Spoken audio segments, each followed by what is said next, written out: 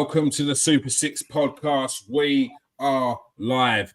And Arsenal are top of the league. Once again, in and around the same time they were at this time last year. It makes no difference, though, does it, Kevin? It makes no difference because we're not at the business end of the season, are we? And we've got many teams breathing down Arsenal's necks this season. It's not just Pep Guardiola. We've got Jurgen Klopp's back. New man on the block. We only know one way. Mr. Ange Postecoglou. And he's back again. The gentleman of Europe, Unai Emery, is also in the mix. I'm joined by Steve K, Farrell, Keerling, and Kevin Parker. How you doing? How's everyone? Yeah, good evening, everybody. Good evening. Not bad at all. Good to How are you doing, I thought you were going to have a big introduction there, Steve. Did you? Yeah, there was suspense there, wasn't there? What? You sort of just, I don't know. He's thinking about his Baileys already. It's Yeah, tail it off. I am. We've got the transfer maestro in the room, Steve K. How you doing, Steve?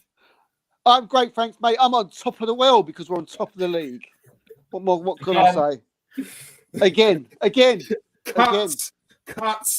Kevin is not having it. All right. Arsenal sit top after a 2-0 victory against Brighton.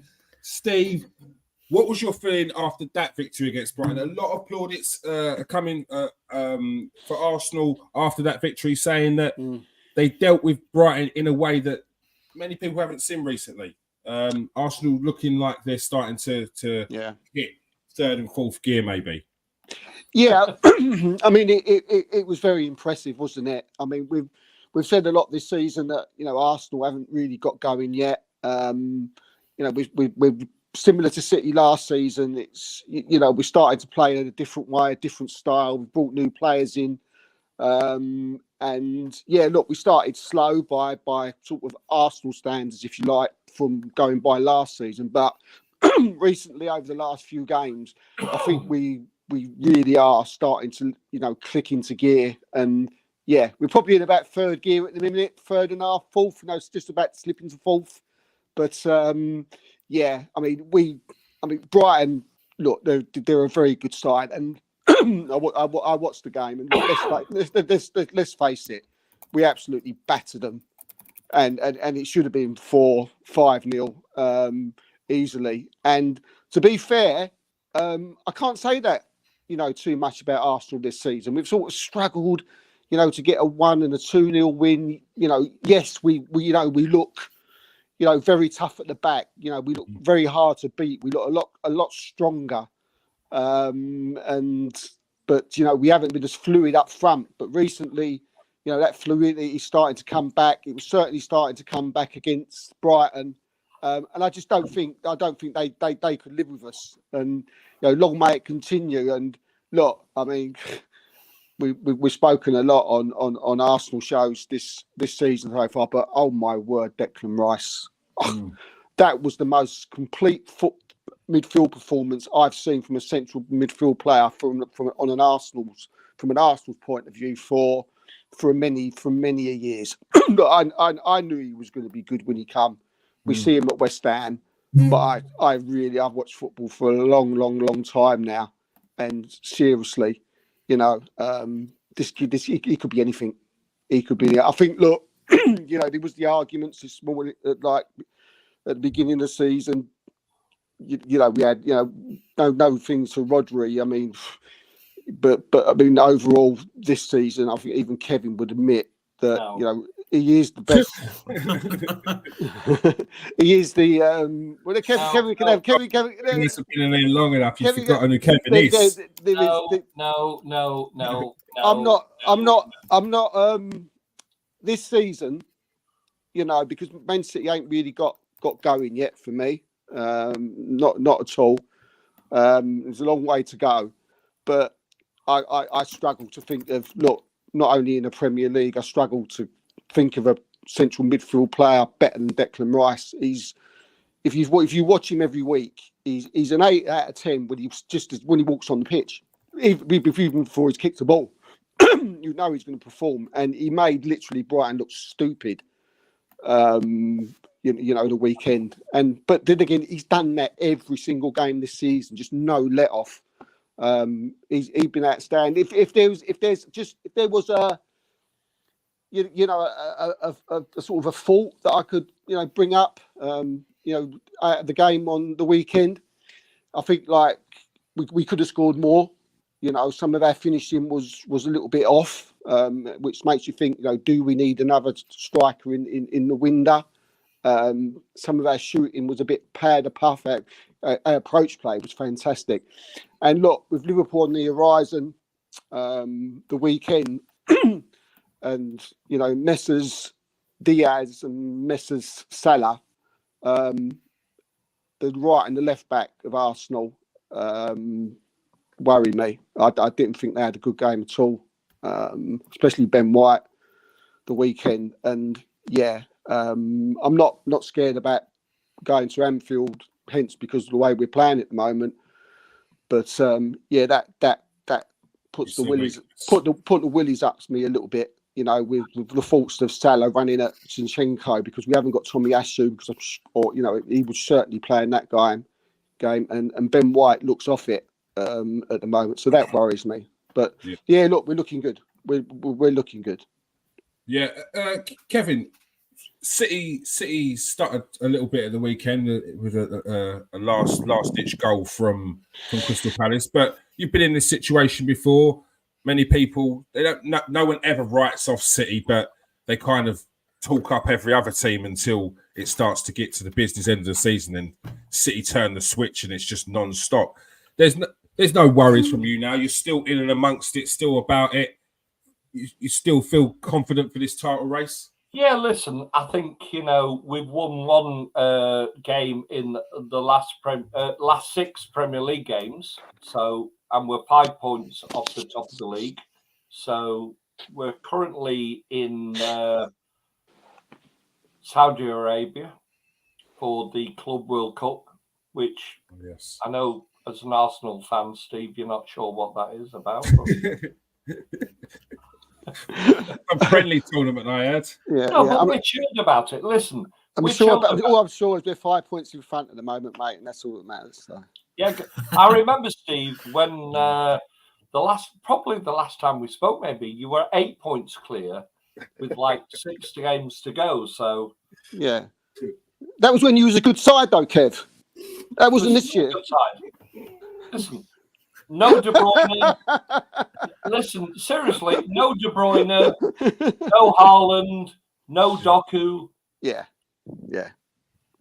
2024, we're coming after you, Steve. I promise. I know. We are coming after you.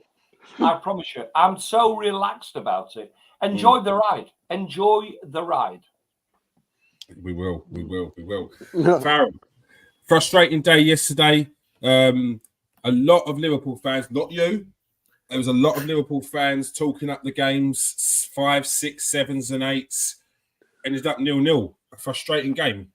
Definitely. No, absolutely. I couldn't agree more. No, I believe, I think, I don't recall my exact words, but I think I was a bit more calm about it. And I know I said somewhere that I believe, we were either going to absolutely tonk them or we'd walk away frustrated. And sadly, it was the latter of those sort of two eventualities. It's just absolutely mad when you look at sort of the post-match stats, dominating possession, 68% to United's 32, 34 shots, 8 of those were on target.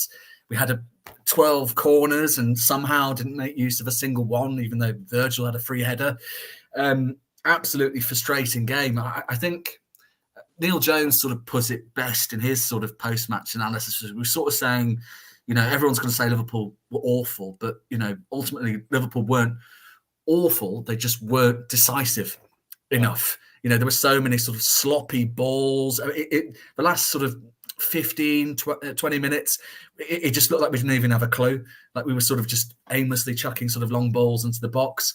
And I think the problem is as well, if you sort of look beyond Liverpool's sort of back line, there are so many sort of key players there who just simply weren't on it. Dominic Szoboszlai's had a bit of a worrying turn of form of late.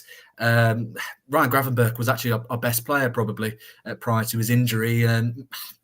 Everyone's going to point to Nunez sort of going on a run of sort of 8 games now, might be 9. I think it's 8 without a goal. But, Salah didn't really offer much of a threat.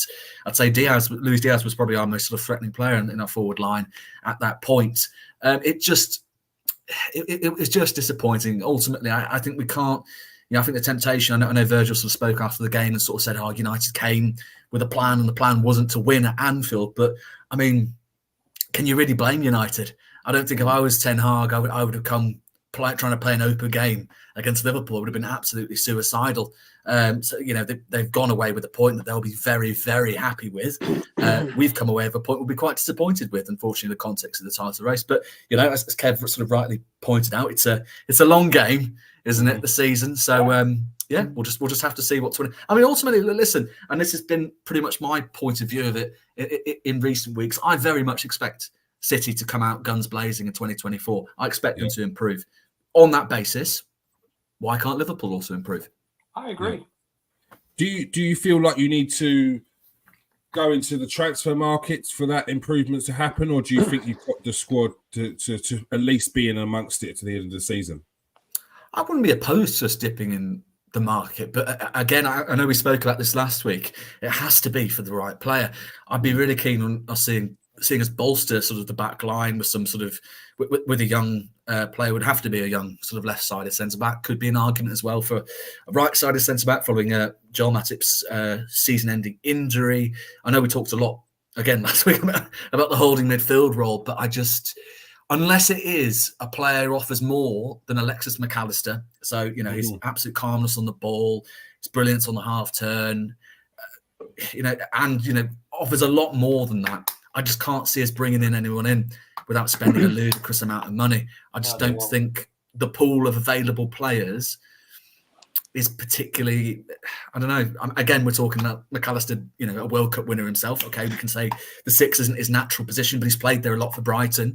It's not like we've just randomly thrown a fella in there and just said, do what you can until we can eventually address the issue. So, yeah, I think it'd be a centre-back. If it is a holding midfielder, I'd be massively surprised. I'd be, again, I can't. I know there's been reports that have come out. Steve's obviously been at the forefront of it in terms of Fulham's João Palhinha. That's been backed up as well in Germany by Florian Plettenberg and Bill's Christian Falk. So both reliable sort of sources from the Bundesliga. I personally can't see Liverpool going for João Palhinha. It doesn't fit what Klopp's looking for, in my view. I agree. Steve, a lot of fans will clamour for clubs to go out and bring in players in the January transfer market, but as Farrell's just stated there, it's not easy to get the right player. Clubs don't want to sell their player mid-season. The price, the cost of the player. Should fans sort of lower their expectations for the January transfer window because it's just a little bit awkward, especially for clubs such as like Arsenal, Man United, and Man City, which they're going to be going for players that are the top players around the world. Yeah, I mean January is a difficult time to bring players in. I mean, teams are in Champions League football. Teams are fighting for their positions in the league. As you say, it's coming up towards halfway during the season. And look, clubs do not want to, let players go. So, and you mentioned there that, those type of clubs want top, the top players, and not anybody. You've seen Arsenal, they want Doug Luiz, but they're saying that they don't want him to go. I personally think. Saying all that, I think January is going to be a massive window for the basically the 3 teams in the title race, which is Arsenal, Man City, and Liverpool. I think if they get this window right and could bring in the right player or players, that could really push them towards winning the title this year. Because I think all those 3 teams still need. Something, still need that extra body, 1 or 2 players. City's squad, I don't think is as strong as it was last year.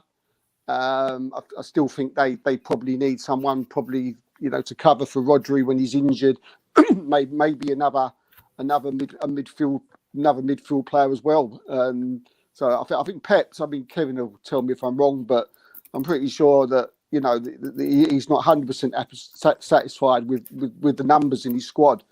And the same with Liverpool. Liverpool. If they was to stay as they are, you're looking at, is Núñez going to be someone who's going to get them goals? Can the other players around him get 15 goals a season? Can like Diaz pick up 15? Can Núñez get 15? Can Szoboszlai get 15? Because this is what you need when you go on to win a title. You need players in your midfield to score goals. I look at Liverpool's midfield at the moment, and I'm not sure whether, taking away Salah, if they've got that player who can score that many goals. I think they need, a couple of players in the window.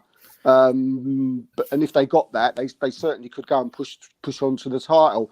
Arsenal, look, I think at this moment in time, as we speak, I think they're in the best position because they've got they seem to be getting stronger and stronger. They've still got Thomas Partey and Jurriën Timber to come back, hopefully early in the new year. So if they never got someone in January, they've still got those two, fantastic players to come back and try and fight into the squad. So look, it's going to be tough. It's going to be difficult, but I think it's going to be important at the same time that all three clubs, are doing something in the window. That's it really. All right, Kevin, you haven't had Kevin De Bruyne all season. Would that be like a new signing? Yeah. That'll push you I think he's gone to Saudi with the squad for the Club World Cup. I don't think he'll play, but I think he's now sort of getting himself back into shape, and I think he will be back in January at some point. Listen, I'm not sure whether we really need to sign anybody. It's not something you normally do. No, we don't do stuff in January. Listen, as a fan, I would probably like to sign maybe Watkins from Villa. Okay. Yeah, I think he looks the business. Seriously, I think he is a well. Yeah.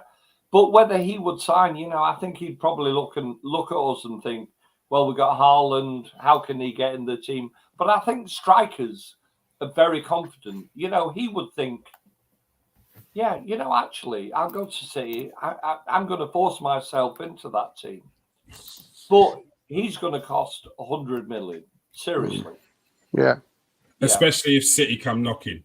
But beyond that, maybe Luiz as well from Villa. I think we need a backup for Rodri because when he's not in the team, I think we struggle. But beyond that, seriously, no, I don't think so. I think we're not a club that sign players in January. Really, we're not. We just get on with it. I think KDB will be the big difference. We're 5 points behind. You've been there before. We've won one game in 6, and we're still only 5 points behind. Mm-hmm. Steve, Farrell, you should be worried about that. Not at the moment, mate. Not at this moment in time. At the moment, just due because of our Arsenal ain't started yet. we ain't played great this season. We ain't really got out of, like I said at the beginning of the show, we ain't got out of third, fourth gear. As you say, I've watched Arsenal all my life, and especially with this team, we're just about clicking into gear now, and we're sitting top of the Premier League. So look, I'd be mad if I wouldn't think, wow, look, here we are, sitting top of the Premier League, where we've got players to come. We come back. We can buy even stronger players in January. Look, we've learned from last year. So we're stronger. We've got an absolutely colossus in Declan Rice to come in. Havertz is now starting to prove people wrong, which I said that he would. Right as soon as we signed him, and I've been proved right on that. So we're taking Saliba and Gabriel for him, to be fair. So Saliba and Gabriel are just a colossus, unbelievable at the back. You know, they just don't get beat. They don't get run past. What in this team worries you then? Where do you see a weakness? Where do you see this team might falter then in this running? Arsenal, yeah. Arsenal. Fullbacks. I'm worried about the full at this particular moment in time as we speak.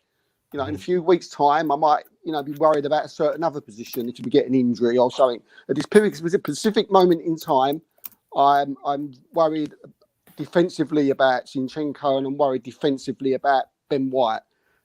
We've said many a time this season how they look. They're not good defensively. When we're attacking, when we're on it, when we've got the ball all the time, it doesn't matter so much because when obviously they're not being called upon as much. But when you've got a team that can pass the ball around, move the ball around, like Brighton did, to be fair to them, when they got down the lines, Zinchenko and White looked very, very shaky. But White in this season hasn't been at his best, but in previous seasons he's been very good defensively. What do you think the problem is? He's a good player, I think. He's a very good player. I don't know, but he's been getting. He looks slow. He looks slower. Ben White's always good when he's going forward more than he is defensively. Yeah, he's good when Arsenal are on the front foot. Arsenal are playing a different style this year. We're playing through the middle. He's not involved in the game as much. He's not getting forward like he used to last season. Whether that's a ploy from Arteta, I don't know, but he's not doing it. And he looks off it. He just looks off it at this moment in time. And he did the weekend again. We've been giving him 5s and 6s in the post-match ratings. And Zinchenko, look, on the ball, going forward, when Arsenal are on the front foot, he is great. But he is. But defensively, he's off it. He has been off it. And look, there's no coincidence that at the beginning of the season, every single pre-season game and the first game of the season, Kieron Stewart was playing at left back. So that tells you something. And there's also no coincidence that Arsenal are in the market for Jermaine Frimpong. So he's a right back. So I think maybe Arteta spotted that as well, during last season and the beginning of this. But we're getting away with it in a minute. But as far as like going forward, that area of the pitch worries. The midfield seems to be getting better game by game. Rice is Rice. Odegaard's starting to get better. Havertz is doing his thing, and the forwards up front, when they're ticking, then they're normally unplayable once they get going. And they haven't even started, to be honest with you, yet. And like I said, we're sitting top of the Premier League. So everything's good at the moment. It's all good at the moment, and we've got Kieron Stewart party to come back. It's not bad. All right. There were some comments, Farrell. There were some comments from Virgil van Dijk which rubbed Roy Keane up the wrong way. It doesn't take much, but he claimed Liverpool the only side trying to win the match and were superior in all areas except for the scoreline. We had the most of the ball and created most of the opportunities. There was only one team trying to win. Van Dijk said on Sky. Do you think that was just being honest? Do you think that was a slight dig at Man United? Do you think was Roy Keane right to be aggrieved by it? I mean, it's part dig and part frustration. I mean, obviously, like I said, United came with a game plan, and fair play to them. Were they ever going to play any other game plan? I really struggle to imagine Ten Hag ever seriously weighing up the idea of going at Liverpool at Anfield. It would have been absolutely suicidal in United's sort of current condition. To credit to them, I personally think we need to be a bit sort of introspective, not necessarily Virgil, because I actually think the back line were absolutely brilliant. Trent, by the way, for all the criticism he gets defensively, made an absolutely vital tackle. I think it might have been in the first half. Alisson pulled out, brilliant save to stop Rasmus Højlund again with that I think that was United's only shot on target in the entirety of the game. So, no questions to be asked of the back line. Plenty to be asked of the midfield and the forward line. In that there just wasn't enough. Plenty of sort of shots on target, some relative industry, but like nothing. We got to the United box, and it was like we just suddenly forgot how to string a pass together. It was absolutely mind-boggling to watch. I think in terms of Keane, Keane certainly should perhaps be a little bit careful. I know he made direct reference to the fact, obviously, Liverpool's first title came after a 30-year hiatus, which is, fair enough. I think you should bear in mind, though, that United are on, I think it's 11 years now since their last title. Bear in mind as well, it took Liverpool, I think, almost a decade after FSG took over to win a title under Klopp. If we apply similar mathematics to United, who would be only part-owned, I should add, which is significant, with then change of ownership. That's looking at least 2 decades without a title. I think it might be a lot longer, to be honest. So I think Mr. Keane should be perhaps a little bit quiet about bringing up weights for a title. Certainly while City, Liverpool and Arsenal are very much in the picture and will continue to be for the foreseeable future.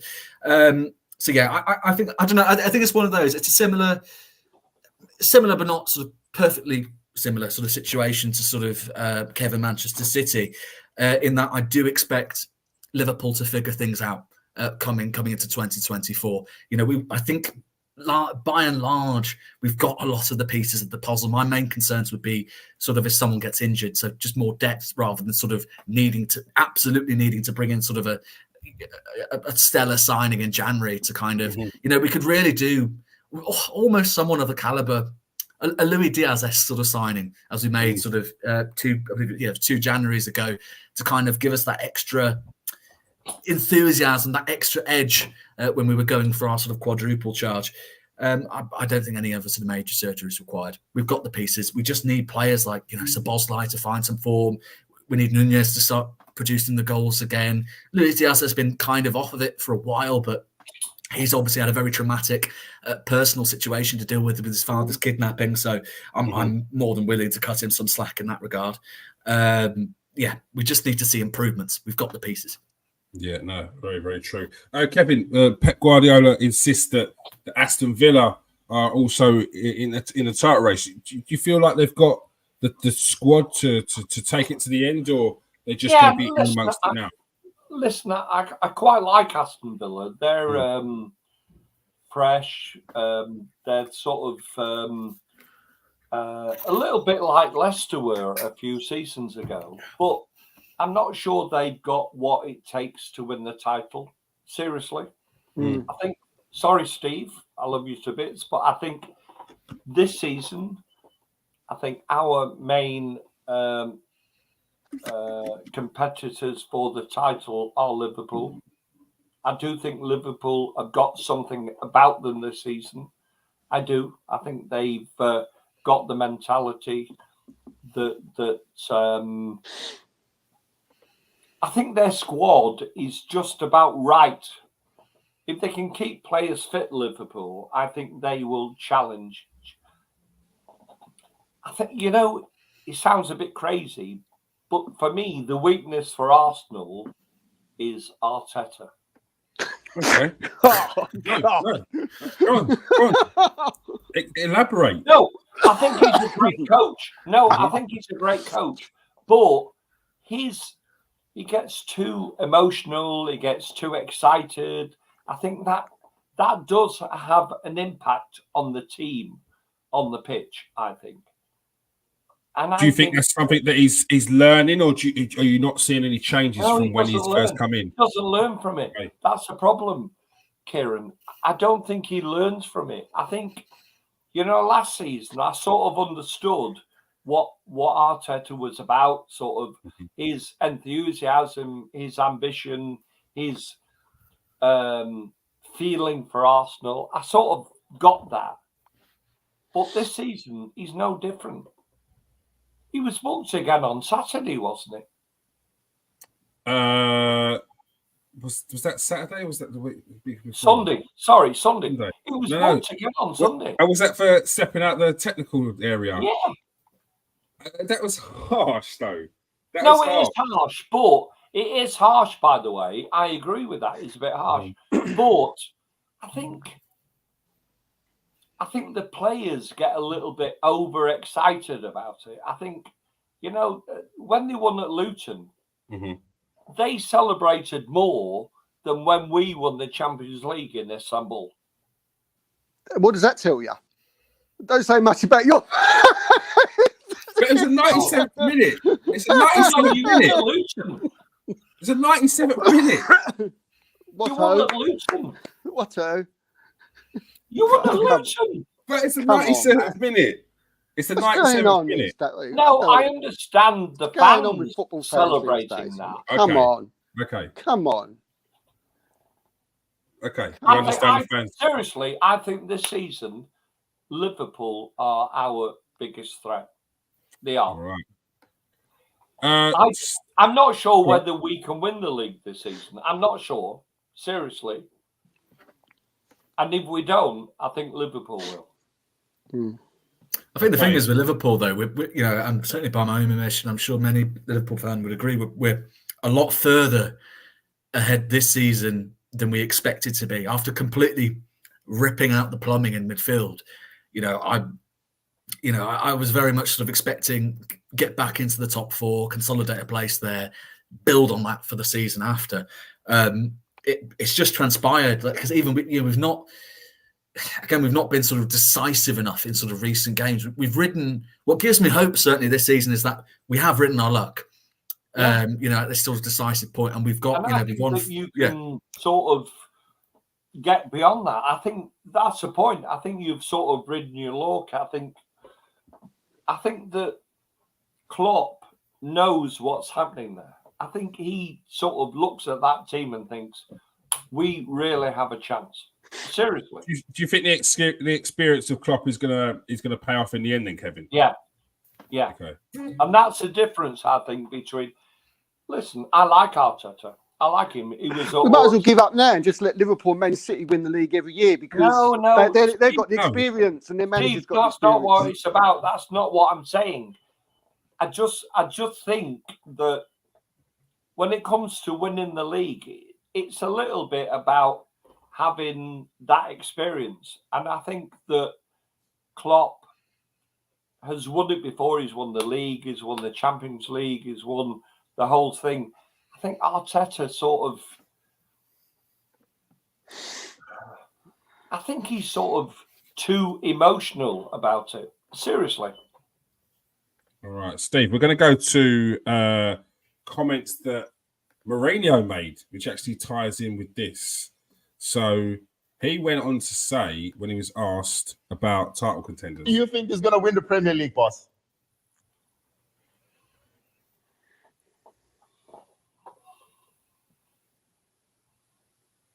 Man City 51 and Liverpool 49.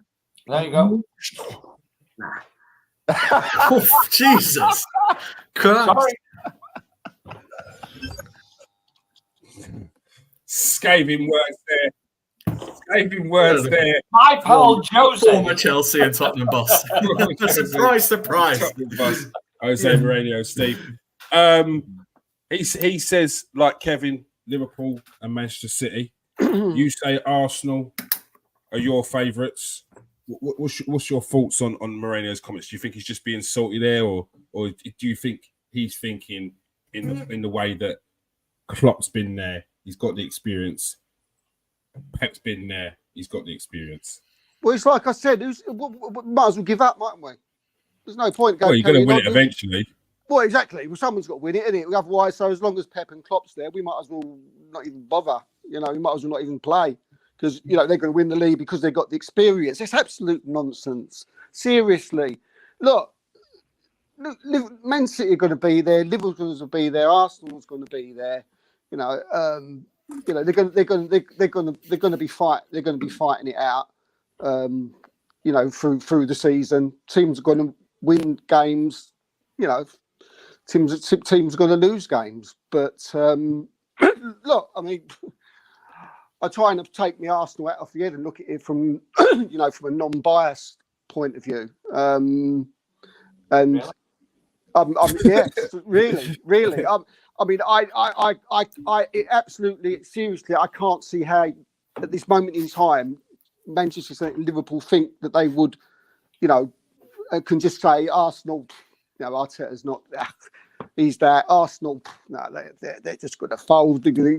No, I find that amazing. Well, I mean, we absolutely, this season, we lost 2 games, which basically we should have got points out of both of them. Right, that was away to Aston Villa and away to Newcastle, and we should not have lost those games. We was arguably definitely the better side against Villa, but I'm not saying we should have won the game. I agree, by the way. We should have won. So at the end of the day, there's a very good chance to say that we should be unbeaten this season. So to just sort of dismiss Arsenal as third favourites is ridiculous. It makes no sense. And I'll take Kevin's point. You know, look, you know, we know Mikel Arteta. He's a fiery manager, and sometimes he says things that are a little bit over the top. But to be honest with you, I love that. I love it. I absolutely love it. And look, if it affected the players, and the players were playing bad and they were playing terrible because of his actions, well, it certainly doesn't look like it, does it? Because, like I said, we're sitting top of the Premier League, and the 2 games that we've lost, we should not have lost. So, obviously, Arteta's antics are not causing any problems. And look, people may feel I hate these managers to sit on their backsides on the sideline and say nothing. You know, like Ange, for instance, and look, Pep and Klopp. I mean, it's like they're not like nuns, are they? Do you know what I mean? There are times of the seasons when they've absolutely gone crazy and in press conferences, lost the plot, gone mad at journalists and all that. But no, because it's Arteta, because it's Arsenal, and there's a new team on the block.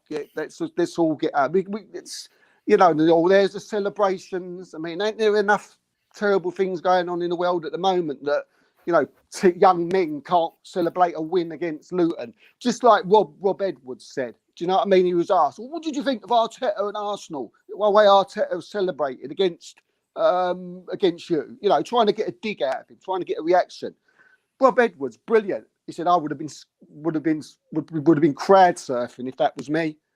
And when you look at Rob Edwards, you think, yeah, he's the type of guy who's just like us, a football man who knows what it's all about. But then you get, oh, he shouldn't do this, he shouldn't do that. I think it's nonsense. If Rob Edwards doing it is because he's beaten Arsenal in the 97th minute, and then some people will say that this is Arsenal and beating Luton in the 97th minute should be a given.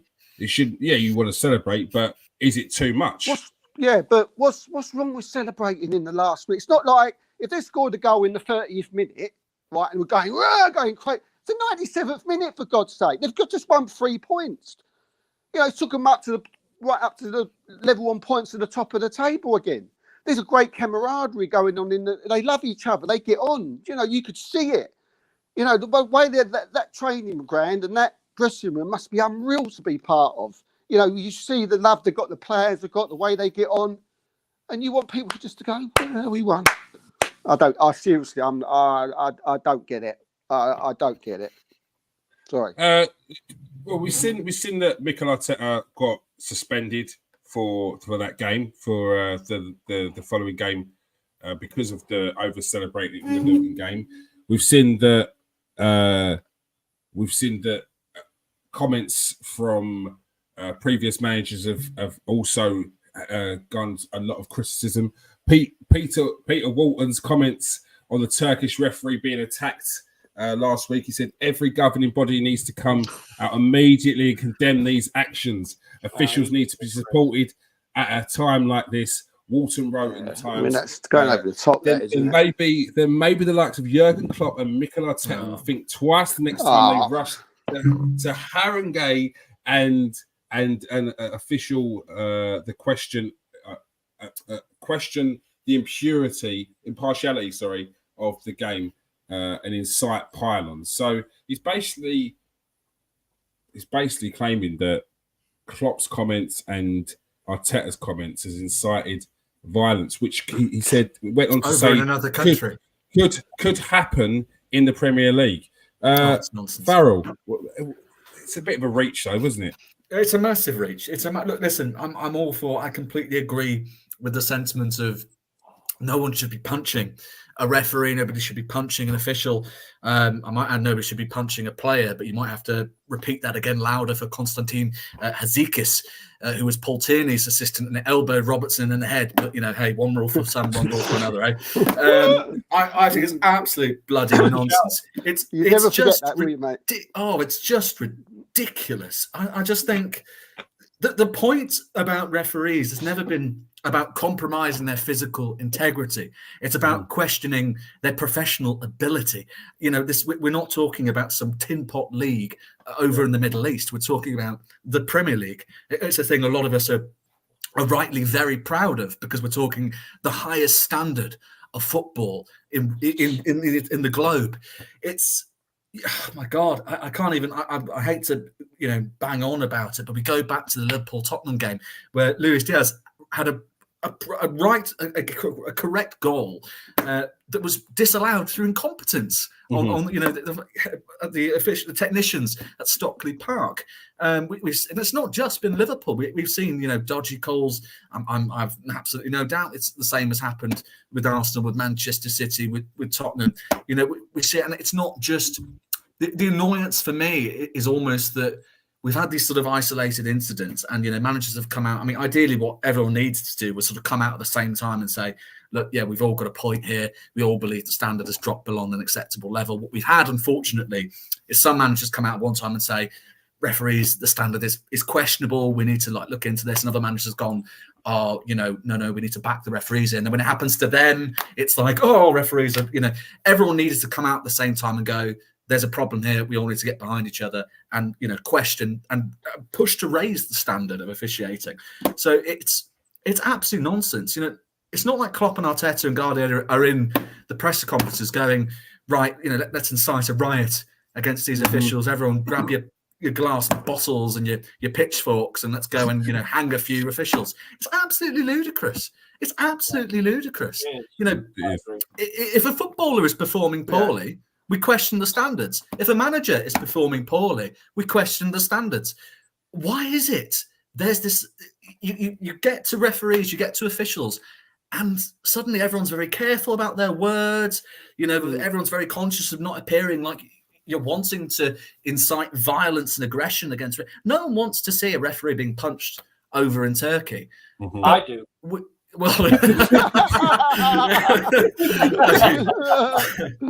But it's this idea that Klopp's words and Guardiola's words and Arteta's words have had consequences as far-reaching as Turkey is absurd. It's absurd. Now we know it's Kevin Parker's words. But Kevin, City just got fined for Haaland's reaction to the referee blowing up the whistle, but that came from the referee waving play on and then blowing up when Jack Grealish was running through. So yeah, I know. Listen, I do not like when players surround the referee. I don't like it. It's uncomfortable for me as a fan. But the crazy thing is that Howard Webb has already said that Simon Cooper made a mistake. And yet they still find £120,000 for surrounding the referee when he's already admitted that he made a mistake. Yeah. I'm not quite sure I get that. What's one more charge though, Kev? Sorry? Yeah. Shots fired. By the way, It's a consistency though as well, isn't it? Right, do you know what I mean? It's a consistency. Like you see, what was it right at the start of the season? We were told any player urging an official on to give a yellow card to another player would be booked. Yeah, I've seen Liverpool players be booked for it. I haven't seen many other players be booked for it. No. I'm not saying, I'm sure there's other teams that have experienced this. I'm not saying this is endemic to Liverpool, but we were told right at the start of the season, anyone tries that kind of funny business, you'll go in the book. And we've not seen that, and that's just one rule that is supposed to have been enforced widely throughout the Premier League this season. So if we go back to yesterday, listen, I hate Manchester United. I hate them. I know what you're saying. But Gallo should not have been sent off. Oh, No, no, he that's shouldn't. crazy. It shouldn't have. It was And ridiculous. Nunes, Yeah. if Dallo sent off, why is Nunes not get sent off? Yeah, How it does that doesn't work? make sense. Doesn't make sense. And It's the that's, same referee. I think as supporters, as fans, that's the thing that frustrates you. You look at that and you think, hold on, this is the same game. One player's got sent off, the other one has not. How does that work? Yeah. The only thing is it's consistency, Kev, because maybe like early in the season, Martinelli, was it early on? Was it like, I can't remember now, but Martinelli got sent off for two similar things. Same ref. Exactly the same ref. Same referee, yeah. And he done the same thing at the beginning, and Tommy Asu got sent off for something ridiculous, like 2 yellows that weren't even yellows. So it's like you say, I mean, the Ireland thing, I mean, it's just ridiculous. It's just, look, it's football, isn't it? You know, in the heat of the moment, you say it wasn't like he was wrong, was it, Ireland? It wasn't. No, I wasn't would have wrong. to say, I do not like when players surround the referee. I'm not comfortable with that because they make a decision based on what their thought process is at the time.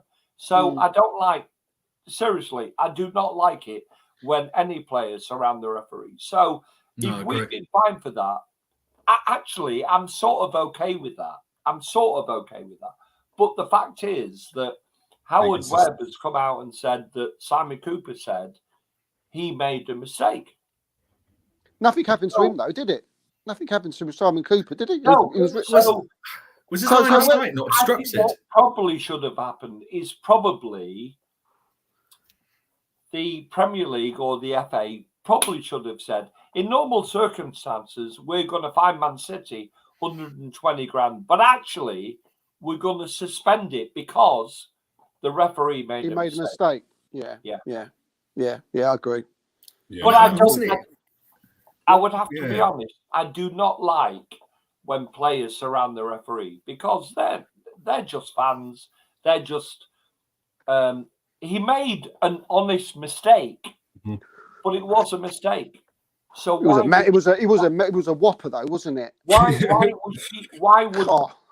should we be fined for that? Yeah, I think it should have been a suspended fine. I think that's fair. That's fair. That makes sense.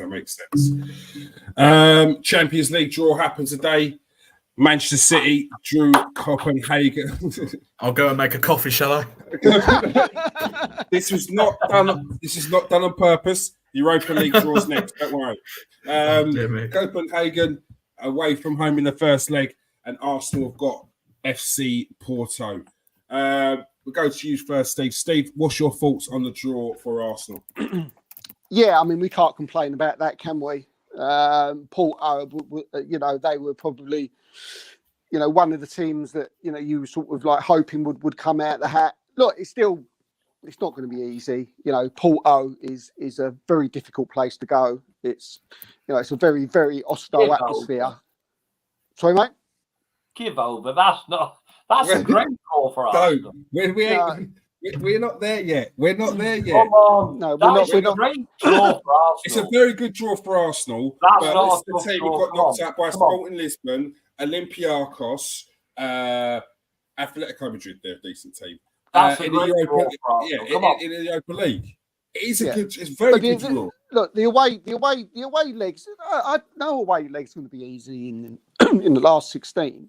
So whoever we would have drawn, it's not going to be no walkover. So and Porto is one of the most hostile football grounds there is around. And if you are inexperienced in the Champions League, like Arsenal are, then it's going to be difficult. So, but like Kevin said, it's a good draw.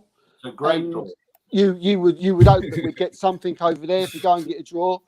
You'd be very disappointed. Well, I tell you, look, it's not the draw that I wanted. He's just piling on the pressure, Steve. Don't buy into it. I tell you what, it's not as great as your draw. I tell you that. Wonderful Copenhagen. Oh, word. I mean, Did you know what? How many people in the comments and Farrell, how many people knew that Copenhagen was going to come out and play Man City?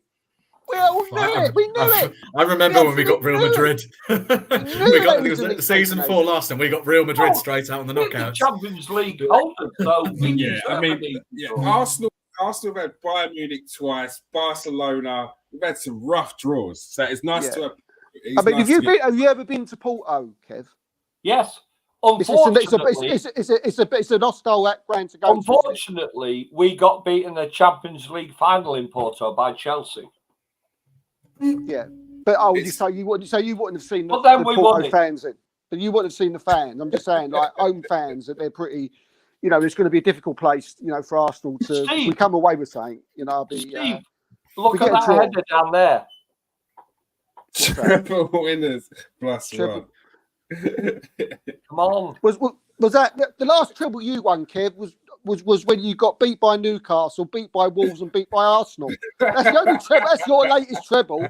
So thanks for putting that up. I really appreciate that, mate. To tell everybody out there. So yeah, he's happy in that one. He's happy. It's like, go on. Gonna have a Baileys after that. Celebrate it. Yeah, that was quite good. That come off the top of my head. That one. Have you ever won the treble? Have you? No, we haven't. We will do one day. We will do one day, Kev. Treble with Baileys afterwards. No, treble I have. Listen, to be fair, I've watched football for a very, very, very, very long time, and Liverpool were the bee's knees. Even Liverpool have never won the treble. No. Have you ever got beat by Newcastle, Wolves, and Arsenal at the same time? I can't. It's not letting go. Steve, do you know this is going to get replayed at the end of the season? When it's. Do you know what? I come on tonight. I said to myself, I'm going to be very careful what I say, and like I know Kieran's clipping stuff as we talk. Because Kev's going to wind you up. It's too easy. I know, Kev. I know what he's trying to do. It's all tick-tock. Liverpool were not in the draw stage because they're already in the next round, the last 16 of the Europa League. So there you go, Farrell. It's good news. It's not bad news. It's good news. How do you feel your chances are of winning it, though? Because, look, you're in it, so you've got to take it seriously now. Yeah. You might get Champions League football for it. It's a route. I expect Liverpool to be getting top 4 minimum. I think really we have to be looking at as the absolute minimum at this point. Mm-hmm. There's still some really good teams in there. You know, I think you look at Leverkusen, who won every single game in their group, having a phenomenal season in the Bundesliga as well, under former Liverpool midfielder Xabi Alonso. Granit Xhaka, don't forget Granit Xhaka. Good old Granit Xhaka. I'll never forget about Granit Xhaka. I think it's a competition Liverpool really should be looking to win. Really, I'd be very disappointed if we didn't get to like the final. I'd be very. I don't want to be entitled about it. We'll win it. You know. I like that sort of mentality, though. Look. Yeah. I'd be disappointed if we didn't get to the final. We've clipped that. That's good. Yeah, it's gone. I can't wait when we get knocked out by West Ham in the semis. No. Liverpool will win it. They will. Yeah. I don't. Yeah. Again, I don't want to be entitled about it because it's still European competition. We have to be respectful. But I would be very, very disappointed with the squad we have if we didn't at least make the final. And then whatever from there happens may happen. Liverpool. Where is the final? Where is it? Oh, it's in Dublin. Oh, what a great! Wow. Yeah, fantastic venue. Good place. Oh yeah, a lot of Liverpool fans. There'll be so many Liverpool fans. A lot of Liverpool fans over there. It's honestly, it's absolutely made for us to go in and get there and hopefully lift some silverware, which is very much my hope. And you know, I frankly, I could see us, you know, doing some bits in. I know it's not the question you've asked, but I could see us doing some bits with the domestic cups. Hopefully, I'll take one of them. You know, so it's if you get into a position by the end of the season and you go, I don't know, you've won the Carabao, you've won, you know, you're in the final for the Europa League. you're still in the title fight. Hopefully, if we haven't had any sort of horrific injuries or whatnot, it's a decent position to be in. Obviously, don't get me wrong. I'd rather be in the Champions League final, but a trophy's a trophy. A European trophy is a trophy, and we'd be happy to win it. Yeah. Farrell, just look over there. What my thing says there. Treble winners. Yeah. Look, it wouldn't be a bad season for a team that's supposedly fallen off. Hey, I guarantee you there was not a single. I thought you were talking about City then. No, there wouldn't have been even the optimistic Liverpool fans I don't think would have been expecting to be in this position where we're a point now off the top.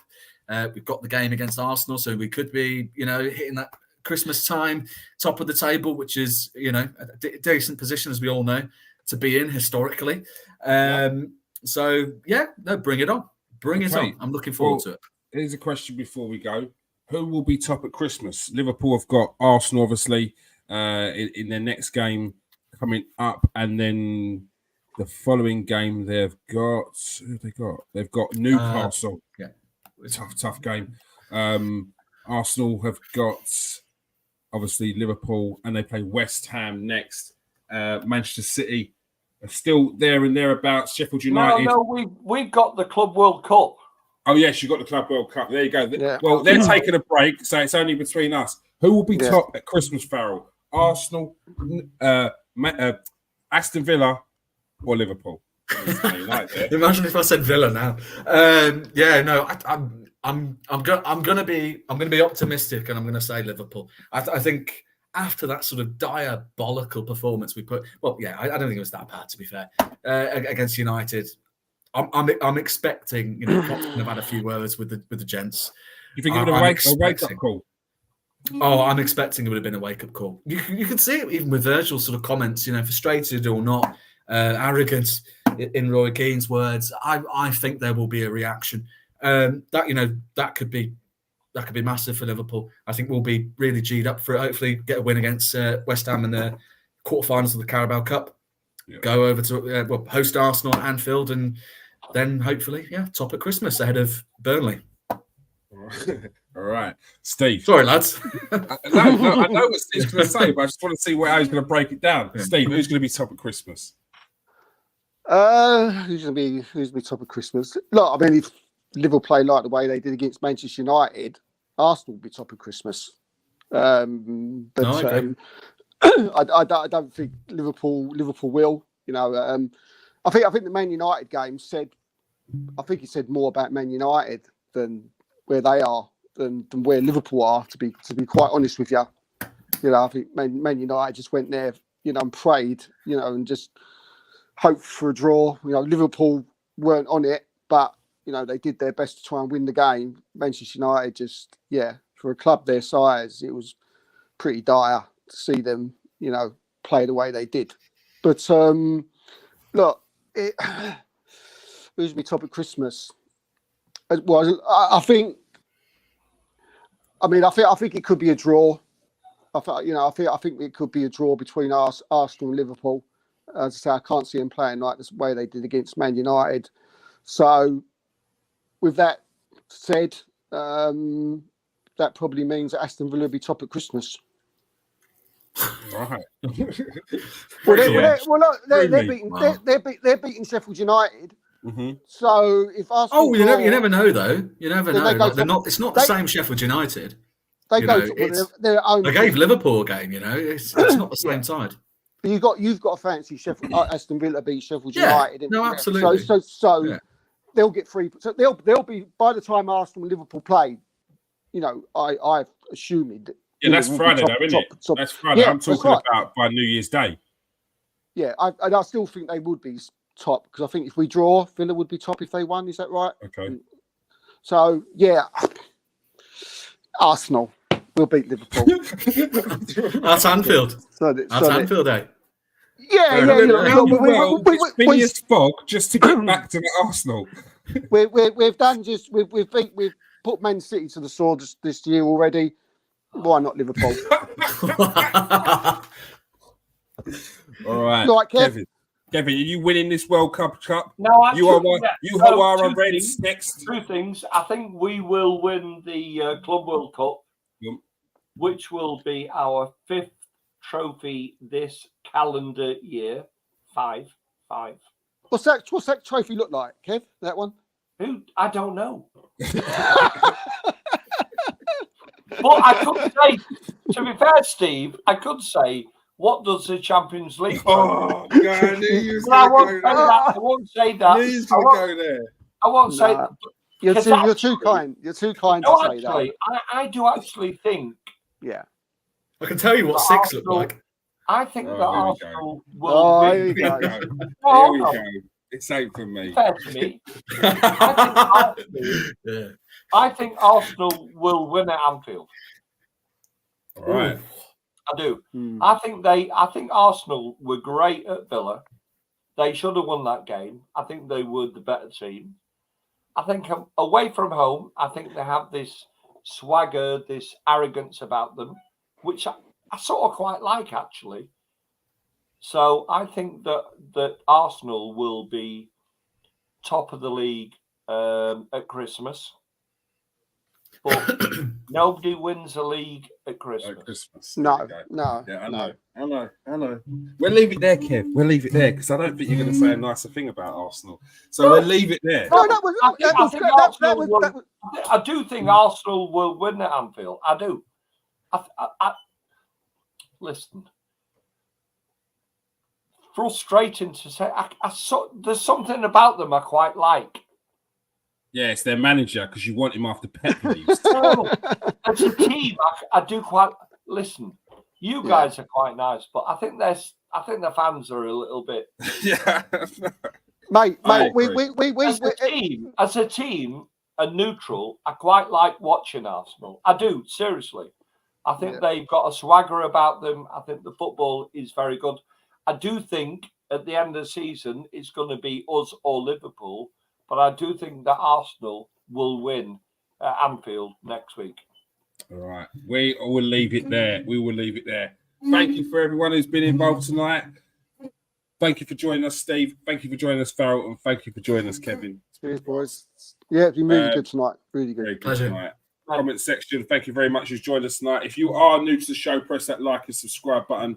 If you are a regular, press that like and that share button as well. Peace out, people. Stay safe and wash your hands. Merry Christmas.